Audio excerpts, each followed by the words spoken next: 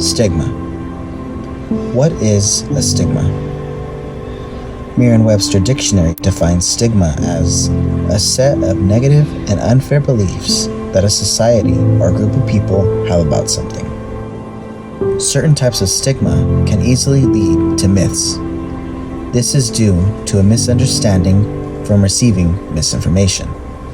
The top areas of major stigmatization are mental health, racial identity, gender identity, and HIV.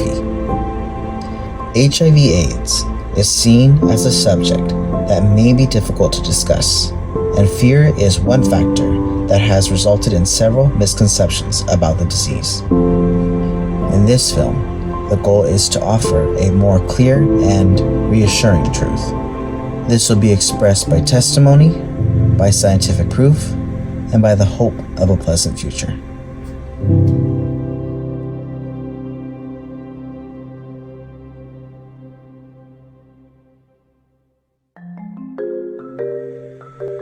To give an understanding about HIV/AIDS, let's cover the basics.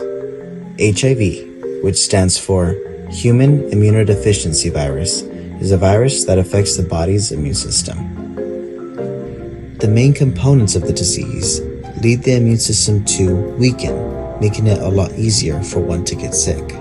Over the course of approximately 8 to 10 years, HIV can weaken the body's immune responses, so much to the point where the virus can develop into AIDS. AIDS, which stands for Acquired Immunodeficiency Syndrome, is a chronic condition that leaves the body very vulnerable.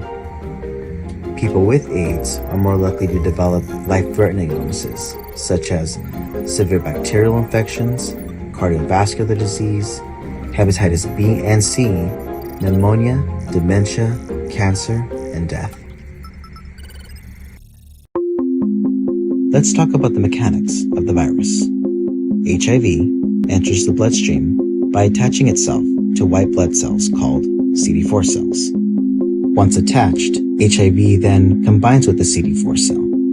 The virus then releases its genetic material, combining with the cell's DNA.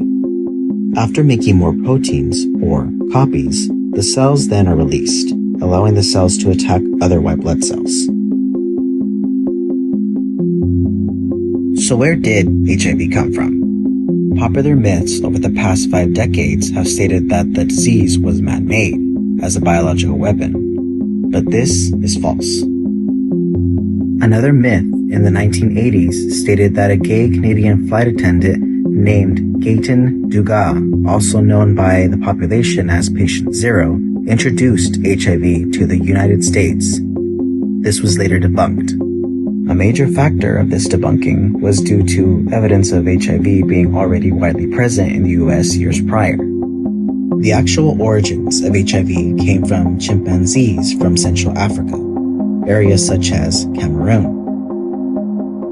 During the decades of the 1890s through the 1920s, chimpanzees were hunted. These primates carried a group of viruses, one being SIV, which stands for Simian Immunodeficiency Virus. A probable way of transmission could have occurred when a hunter was wounded and the blood of an infected chimpanzee entered their bloodstream. Over time, carriers of the virus traveled to bustling areas like Kinshasa and Uganda. Being male-dominated, sexually transmitted diseases increased the spread. Therefore, HIV began traveling across the world. The spread of HIV has infected an estimated 88.4 million people since the epidemic began. However, medical science has come far, and to the point where deaths have been dramatically decreased with the help of antiretroviral medications.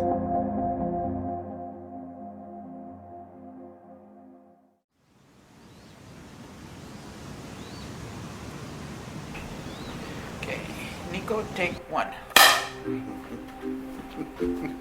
Well, my name is Nicholas. Everybody knows me as Nico. Also born and raised here in Fresno all my life. And I came out very, very late in my life. I was married to a woman. I told her I was coming out, I was leaving, I was being true to myself finally. I was going to be an open gay male and not hide my true identity anymore. And with that, I came out, basically. I met my ex-partner, my ex-husband, and I was with that individual for quite some time. And during that relationship, I actually was at the hospital having my gallbladder removed. And I remember the day I was supposed to be discharged, I got called in from a social worker. Came in and told me that they're not going to release me. I have to do some more tests. And at that point, I kind of had a feeling something was up, because they kept on coming and just doing blood work, like every 10 minutes, it seemed like. And finally, they disclosed to me that I was HIV positive, and if I knew where or how I ever received it. I found out that I was HIV positive in 1994. I didn't actually know what HIV was until then. I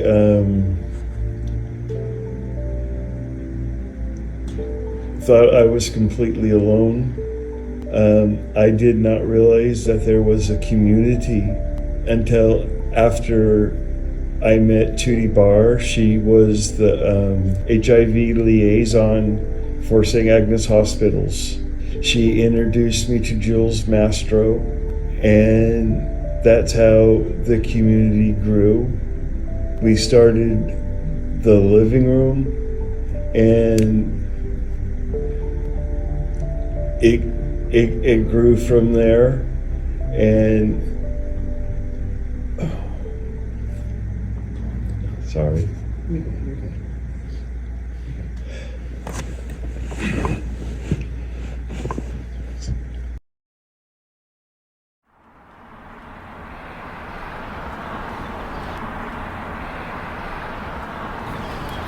Hello, hello. Hello. Welcome to the living room. Here, for one, we have a lot of different areas that we give people here. We do rental assistance for people living with HIV. We do emergency housing. We do pantry. We do one-on-one prevention education. We do support groups for LGBTQ. We do support groups for people living positive.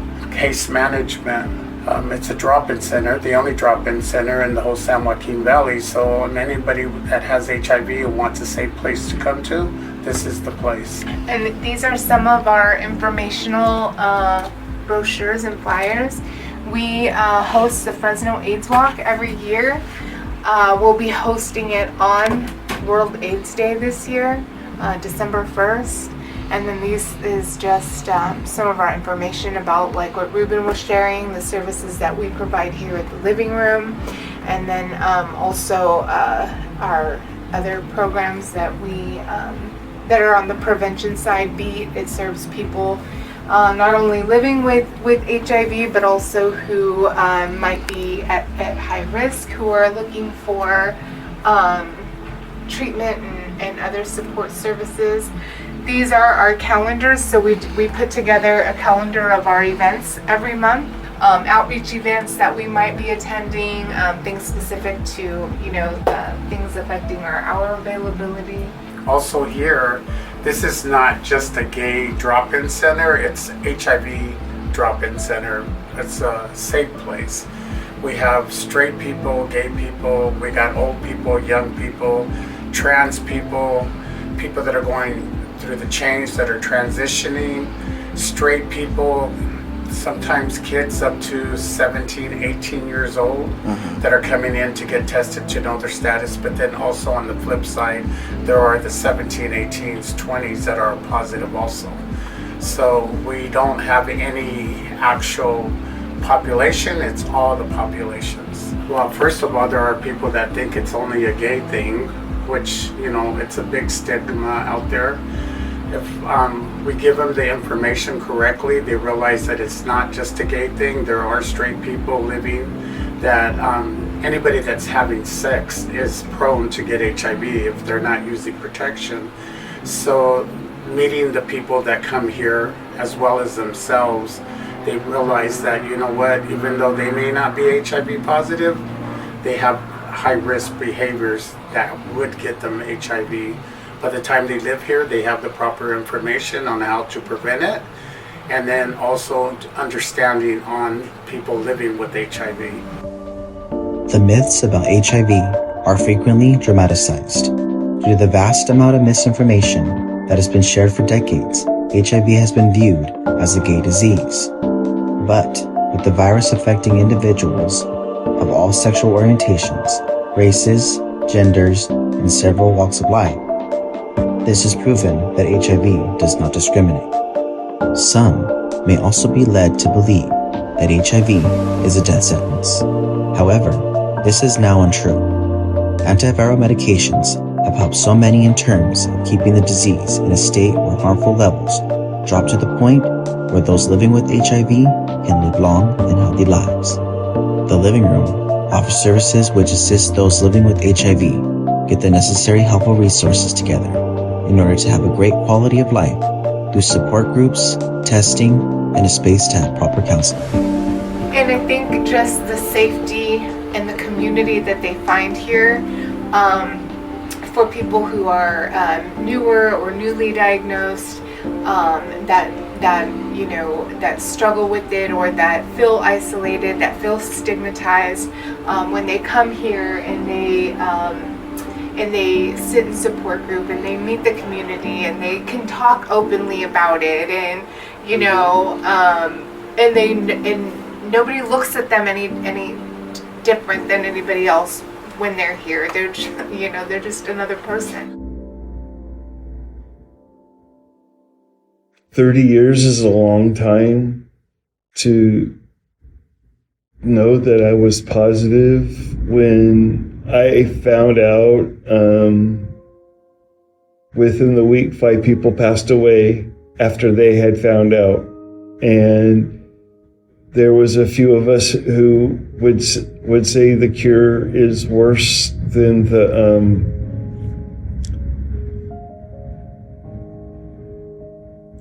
the cure is worse than the disease. So quite a few did not even attempt to take the medication. And basically, a lot of us said it was a death sentence. And if it wasn't for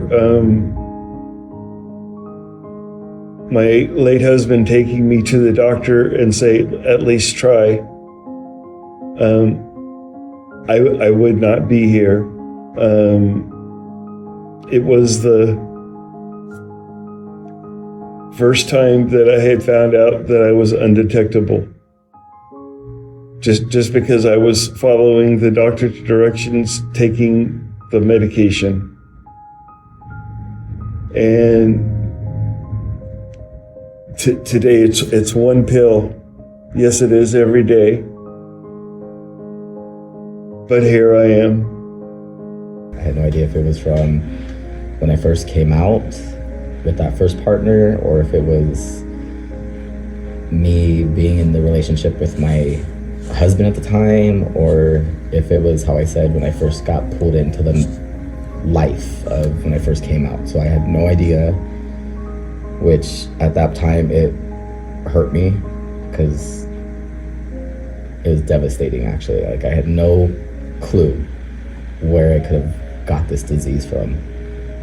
And I stayed quiet for a long time. The only person that knew at the time was my ex. And then eventually I opened up and told some really close friends. And that was 8 years ago. So I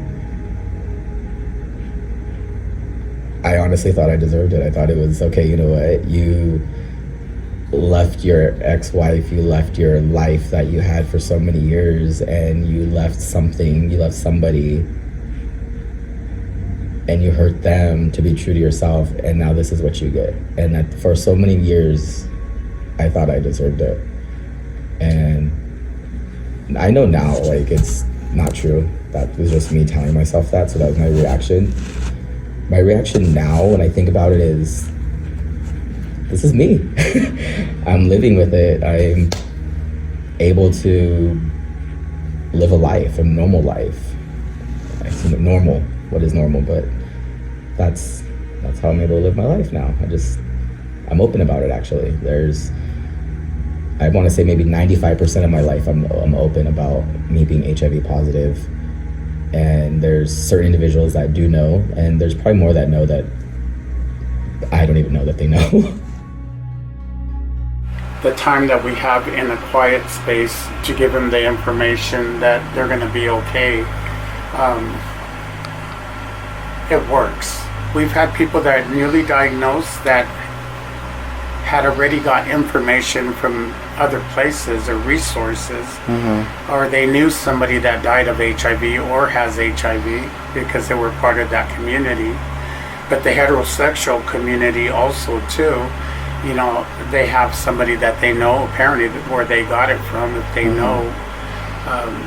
Yeah, and the ones that are not, I have time to talk to them here, and I'll help them get that first contact with the doctor. If they've never seen a doctor before, I'll make that first phone call, introduce them to the clinic, and make an appointment for them, and if need to take them to that first appointment to hand them off so they're not going in the blind, you know. A lot of people, if you do that and just let them go with the diagnosis, they don't show up to the doctor's appointments because they're scared. Newly diagnosed people that come here, we give them lots of resources. Anything they ask, if we don't have the answers for them, we will get the answers for them before they leave this building. The support I found was when Jules Mastro started the living room. It was a place to go, someone to talk with.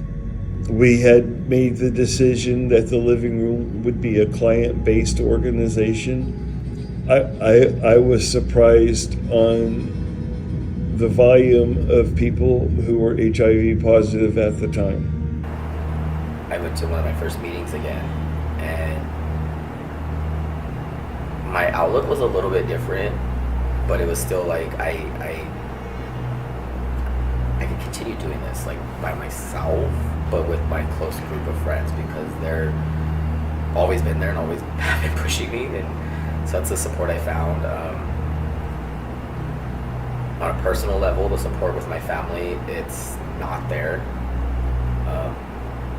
Well, I take that back. It's there, but with certain individuals in my family, it's there, but not with everybody.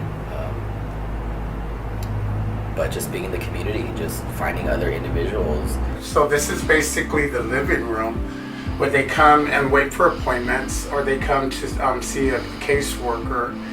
Also, we have groups in here to do HIV one-on-one, as long as there's no other people in the building. We do family gatherings also to give the families information about stigma, on how they can and can't get it, and how that they shouldn't shun family members or partners because they're HIV positive. So hopefully by the time they leave from here and they take the information with them, they've changed their views of what HIV is. So this room is kind of like the beginning, other than coming in through the front door. And then as we go through the building, there's different parts of it that people get their services. In some cases, an HIV diagnosis can cause a rift in the relationship between the individual opening up and their family. Often at times, the cause is due to fear of potential discrimination by peers. Also, the family may fear that they will be easily infected. This is a common misconception, rooted throughout decades of misinformation spread by religious groups and mainstream media. HIV has been directed to be viewed as a highly contagious disease that only affects careless and promiscuous groups. These assumptions are exaggerated. Studies have shown that the virus has impacted individuals who are not sexually active, aside from those who have been. This adds to the stigma. Surprisingly, the ways of contracting HIV are not as simple as it may seem. The virus is a sensitive cell, which does not survive long in several environments. You cannot contract HIV from hugging, shaking hands, kissing, insects, spitting, coughing, or sneezing. You also have no chance of getting HIV from coming into contact with utensils, toilet seats, clothing, sweat, tears, saliva, or urine. No documented cases have ever been reported through any of these ways of contact. However, HIV can be spread through sexual contact, sharing used needles, mother-to-child transmission, and unscreened blood transfusions. HIV does remain potent in blood, semen, vaginal fluid, anal mucus, and breast milk. Taking precautions is highly suggested to protect not only yourself, but also individuals who come into sexual contact. Condoms are highly effective at preventing HIV and other sexually transmitted diseases. Also, PrEP, which stands for Pre-exposure Prophylaxis, is a medicine that can greatly reduce your risk of getting HIV by sexual contact by 99%. Another suggestion, which is widely practiced, is if an individual living with HIV takes their antiretroviral medications as suggested. This helps by allowing HIV to slow its duplication process in the body, and eventually the viral levels decrease, making HIV undetectable by blood tests. Here's a cool perk in that result. Undetectable means untransmittable. In other words, this means the virus cannot be passed on. This is usually possible after 6 to 8 months of treatment. Going forward, this information is valuable. Support from families don't always result in ostracizing upon disclosure of an HIV-positive diagnosis. With the help of counseling and medical information given to the client and their family, HIV goes from a subject matter that may leave one apprehensive to a subject matter in which sets a goal for good health and a new lease on life for the diagnosed individual. The family tends to stay involved to support and assist while informing others with the facts about HIV. The new ones is, first of all, if they have any animosity and all that, they really need to work on that first. But then acceptance is the first part of it. Once we have it, we have it. The other one is to give them the information that they are not going to die from it. It's not a death sentence. There are things they can do to live healthy and probably outlive a regular person because the medical care that people get. Personally, myself, I was diagnosed in 2008. So prior to that, I had already been doing prevention education, outreach for HIV and AIDS, explaining to people how not to get it. Even though I was safe, the condom broke, I ended up positive. So back then, you were taking between 6-7 pills a day. A little bit back further, there was up to 20 to 20 some pills a day that people had to take in the morning and the afternoon or at bedtime. Now it's all about one pill once a day, taking care of yourself, diet. It's pretty simple. I was so unhappy with myself, so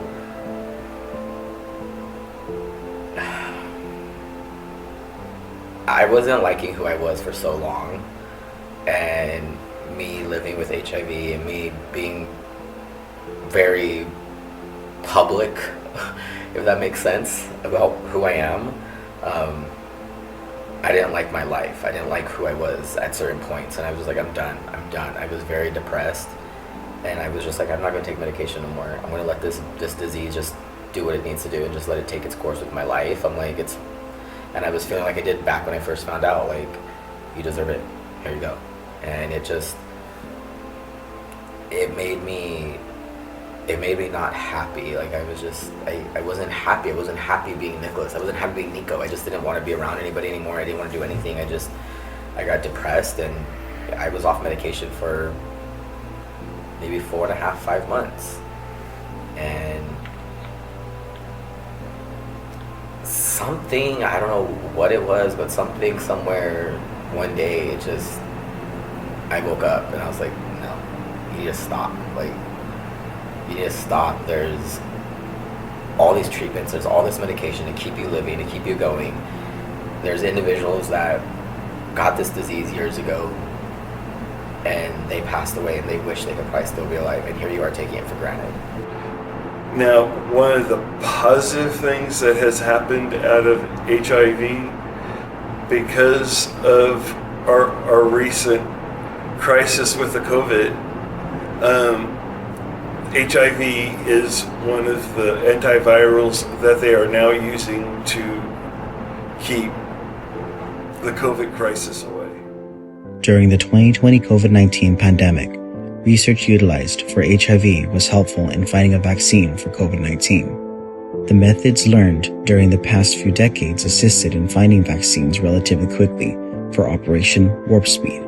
HIV research studies are conducted to find better ways to prevent, detect, and treat HIV and AIDS. Since 1981, the CDC began working with AIDS specimens to understand the disease. Since then, over 30 HIV medications approved by the FDA have helped people in several different ways. Today, over 31 million people are taking these medications. Transmission has been reduced, making AIDS progression rare in many parts of the world. In addition, a probable cure has been found through trials. It has been reported that 7 people have been cured through stem cell transplants. However, data is still being recorded in these cases, but the goal to cure is still heavily practiced. The medicines are really good. If I choose to have family, and actually have normal intercourse with the woman, or how we want to have a baby, we can do that now. We weren't able to do it back then. It was a long process, an expensive process to do that. Now, as long as we're on our regimens and stuff, people are having families. It's not like the end of the world, your life stops. We're living productive, normal lives. The majority of folks that we interact with or that we come in contact with have been very successful on the 1-pill regimen. Anything's possible. I think that they've made great strides in medicine. I think when we look at both sides of the HIV spectrum, we've seen in the last few years, we just continue to see advancement in the biomedical, or the medications that are available, whether you're HIV negative, and the PrEP options that are available. At first it was just Truvada and a pill that was that you take every day, to now you have a new medication that is injectable. And then on the other side of the spectrum, for people who are living with HIV, back in the early days, there were people that were taking a handful of medication every day. And now there are so many combination medications where, we're just taking 1 pill a day or 2 pills a day. And now there's injection. And so we're living at a great time, but those misconceptions will prevent people from accessing both of those. The advice that I wish I would have received was just love yourself. Just love yourself from the minute you find out. Just love yourself no matter what. Just continue to love yourself, knowing that it doesn't change you. It's never going to change you. It's never going to make you less of a person, never going to make you less of an individual. It's going to make you appreciate everything you have in life 100 times more. And just remember that you're not alone, and it's not the end of the world. There's been so many battles that I've had to go through in my personal life that doesn't even have to pertain to being HIV positive, and I tell myself I've overcome those. I've overcame so many obstacles, and I'm still here living. And I'm still here living also with HIV. It doesn't change me, it doesn't define me. Keep going to school, go to college, take care of you, take care of what your hopes and dreams are. There is no excuse with the medications that are out right now for you not to take care of you. Go to school, take care of where you want to go in your dreams. Life in full bloom is completely possible for those living with HIV. The possibilities are becoming more endless every day. Individuals worldwide have been offered services that help put their diagnosis in a better perspective. More and more people with HIV today don't allow their diagnosis to define them, and the optimism expressed often leads to a sense of empathy for those newly diagnosed. Reflecting from personal experience and knowledge, encouragement is given along with a simple phrase. That phrase being, everything is going to be okay.